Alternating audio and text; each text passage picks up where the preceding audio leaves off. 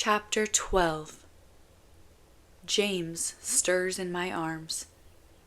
I'm awake in an instant, blinking fast and looking around to find everyone else still asleep.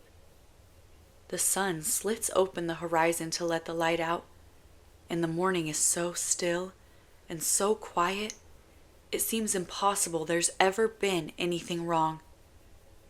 The truth, however, comes back too quickly.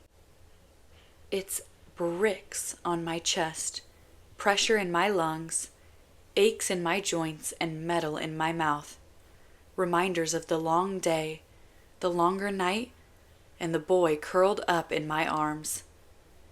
Death and destruction, slivers of hope. Kenji drove us to a remote location and used the last of his strength to make the tank invisible for most of the night. It was the only way we could wait out the battle and manage to sleep for a few hours. I'm still not sure how that guy is functioning. He's definitely way stronger than I've ever given him credit for. The world around us is eerily calm. I shift a little, and James is alert, up and asking questions the moment his mouth hinges open. His voice disturbs everyone, startling them awake. I use the back of my hand to rub at my eyes and adjust James in my lap, holding him close. I drop a kiss on the top of his head and tell him to be quiet. "Why?" he asks. I cover his mouth with my hand. He slaps it away. "Good morning, sunshine." Kenji blinks in our direction. "Morning," I say back. "I wasn't talking to you," he says, trying to smile. "I was talking to the sunshine." I grin in response, not really sure where we're going with this. There's so much to talk about and so much we don't want to talk about that I don't know if we'll ever talk at all. I glance back at Castle and notice he's wide awake and staring out the window. I wave hello. "Did you sleep all right?" I ask him. Castle stares at me. I glance at Kenji. Kenji looks out the window too. I blow out a breath. Everyone makes their way back to the present, slowly but surely. Once we're all in semi-working condition, Brendan and Winston included, Kenji doesn't waste any time. "We have to figure out where we're going to go," he says.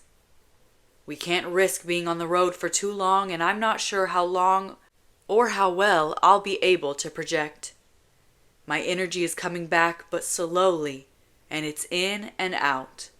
Not something I can rely on right now." "We also need to think about food," Ian says groggily. "Yeah, I'm pretty hungry," James adds. I squeeze his shoulders. We're all starving. "Right," Kenji says.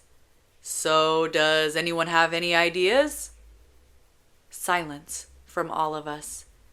"Come on, guys," he says. "Think. Any hideouts? Any secure spots? Anywhere you've ever crashed that was once a safe space?" "What about our old house?" James asks, looking around. I sit up straighter, surprised I hadn't thought of it myself. "Right. Of course," I say. "Good idea, James." I muss his hair. "That would work." Kenji pounds his fist on the steering wheel. "Yes," he says loudly. "Good, excellent, perfect, thank God." "But what if they come looking for us?" Lily asks. "Didn't Warner know about your old place?" "Yeah," I tell her. "But if they think everyone from Omega Point is dead, they won't think to come search for me or any of us." At that, the car goes dead silent. The elephant in the room has made an appearance, and now no one knows what to say. We all look at Castle for direction on how best to proceed, but he doesn't say a word. He's staring straight ahead at nothing at all, like he's been paralyzed from inside. "Let's go," Aaliyah says quietly. She's the only one who responds to me, and she offers me a kind smile as she does. I decide I like her for it. "We should secure shelter as soon as possible and maybe find James something to eat."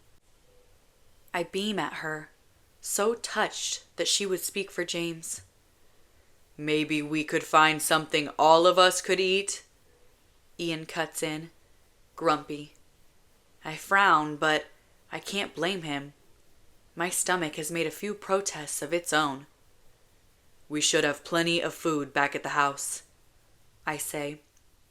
"It's been paid for through the end of the year, so we'll have just about everything we need. Water, electricity, a roof over our heads. But it'll be tight and it'll be temporary. We'll just have to come up with a more long-term solution soon." "Sounds good," Kenji says to me. He turns back to look at everyone. "We all in agreement here?" There's a murmur of consent, and that's all we need, really, before we're off and heading back to my old place. Back to the beginning. Relief floods through me.